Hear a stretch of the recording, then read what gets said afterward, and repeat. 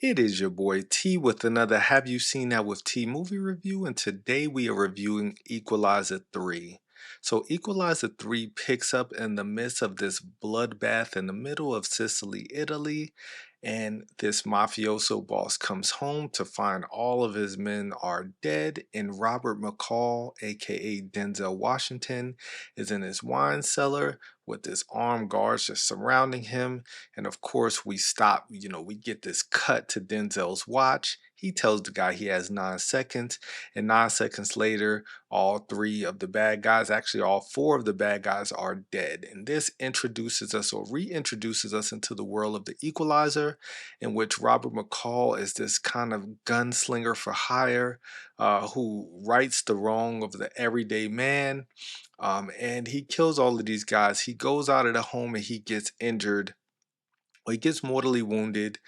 He stumbles onto, a different part of Italy. He takes a ferry, which plays a part in all of it.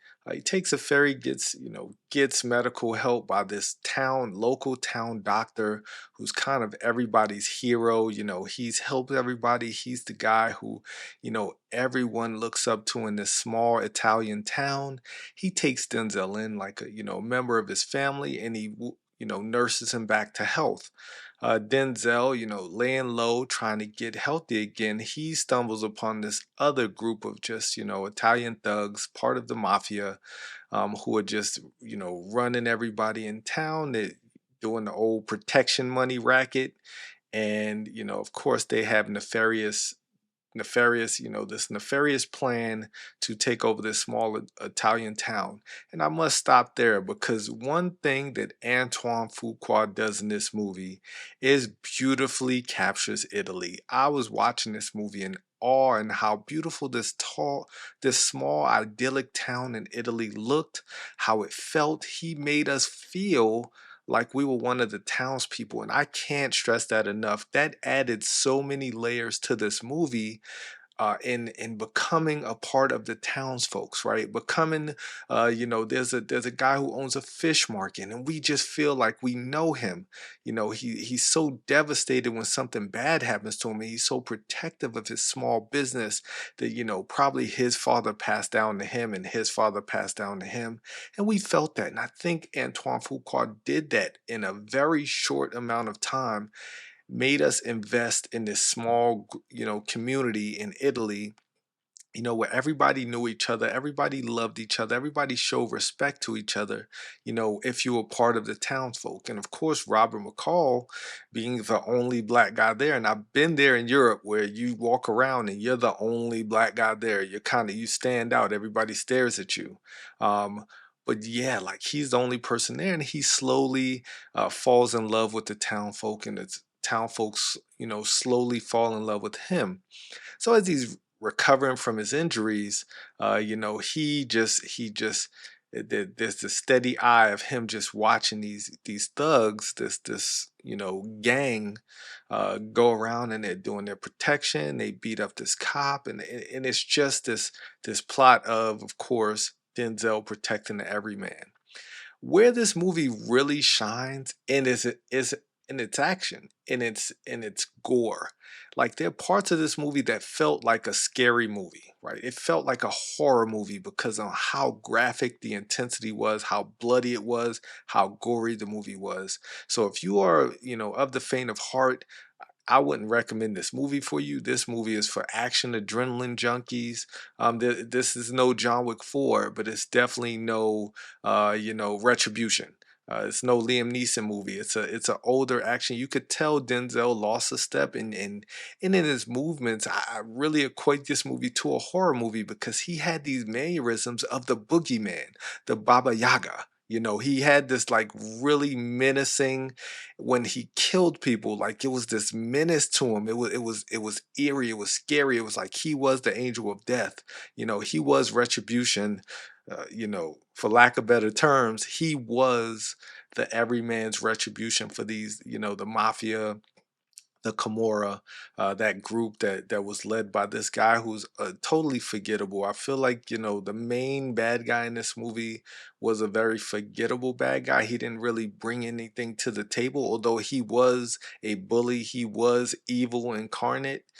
He just didn't like add any gravity to the movie. I think towards the end, when everybody got their comeuppance, you of course you don't feel for him because he is once again the devil incarnate, but at the same time, like you didn't feel like he added any layers to the story. He didn't add any deeper connection to the story, which I guess is fine. This is a very serviceable action movie. Um, where the movie misstep for, I think it tried to overcomplicate everything, even though everything was simple. So I find myself in these movies where these bad guys do these extremely dumb things, or they have these really uh, small, inane reasons of doing what they're doing.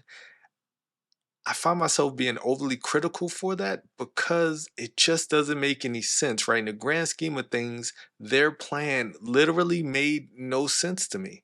Like in it was explained, of course, in these movies they feel like they have to explain, but at the same time it was so simplified in why they were doing what they're doing, it made even less sense towards the end, right? It didn't hit with me at all, but of course the action was there. Denzel was Denzel, and he put in a really great performance. Like I said, he felt like the boogeyman when he was stalking these people and killing them. It was beautiful to see because this wasn't Denzel being Denzel. This was Denzel being Robert McCall. And Robert McCall, this deeply flawed character who doesn't know whether he's bad or good, he just knows that he wants to do good for the people who are good. And the end of it, we find out the ultimate reason. The whole movie, I was wondering, why is he in Italy? Why is he in Italy? We find out at the end, and one of the best callbacks of this movie, my favorite Denzel movie of all times, is Man on Fire. I love Man on Fire. I grew up I love that movie. Since the first time I've seen it a bunch of times. And Dakota Fanning was in this movie, and I didn't realize that until I saw this meme of her as a kid in a picture, at the premiere of Man on Fire, and then seeing her in a picture with Denzel at the premiere of The Equalizer 3, and that was just awesome to me. At some point, I just wanted her to call him Creasy Bear, but that wasn't the dynamic. This wasn't John Creasy. But I mean, it was just phenomenal seeing her in there, seeing her and Denzel interact, and they have this really great chemistry still to this day, just like they did on Man on Fire. You have this uncle, this sage, this godfather like presence of Denzel. And you have this young agent, with Dakota Fanning playing Agent Collins in this movie, and he helps her out a lot. And we found out at the end exactly why he helped her. But it was a good movie. I enjoyed all three Equalizer movies. I want to say this is probably one of the stronger ones. I enjoyed the first one. I thought the second one was better. I don't think Equalizer 3 is as good as Equalizer 2, at least in my opinion, but I think it's a very strong movie and it's a very strong way to close out the summer. I hope this movie does well. I definitely highly recommend you go to the theater to see it.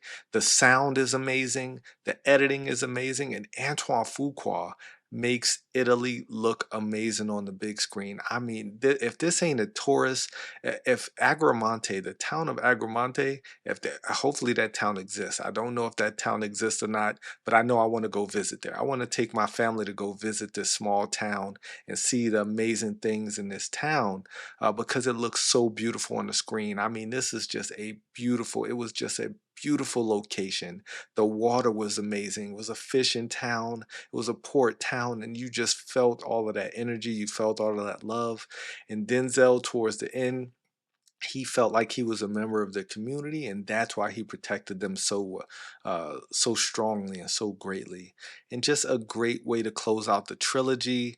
I'm pretty sure this will be the final Equalizer 3. I did hear a rumor that they wanted John David Washington to star in like some Equalizer prequels, which I'm completely all for, as long as they're directed by Antoine Fuqua, who is one of the most underrated directors of this generation, of any generation. I don't think he gets enough credit for being a great auteur and a great filmmaker. He has an amazing eye. There are just some scenes in this movie where you could just tell he is just flexing. He's flexing his eye, he's flexing his directing muscle. I mean, the cinematography is great. Everything about this movie is beautiful except for the violence. The violence is bloody, I mean, it is gorgeous, the violence. And like I said, this is low key a horror movie. And like some of the beats, there's some jump scares, there's a lot of loud noises that come out of nowhere. So if you're not a fan of that, you might want to miss this one. But if you are an action guy, if you love Denzel Washington, you definitely want to check out Equalizer 3. I can't recommend it enough.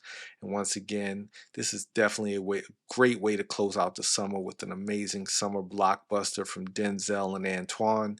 And yeah, until next time, definitely tell me what you thought of Equalizer 3 if you've already seen it. If you plan on seeing it, who do you plan on taking? I would say this is a great date movie. I would say this is a great husband and wife movie. I definitely would not recommend taking the kids to go see this movie because it is definitely bloody violent.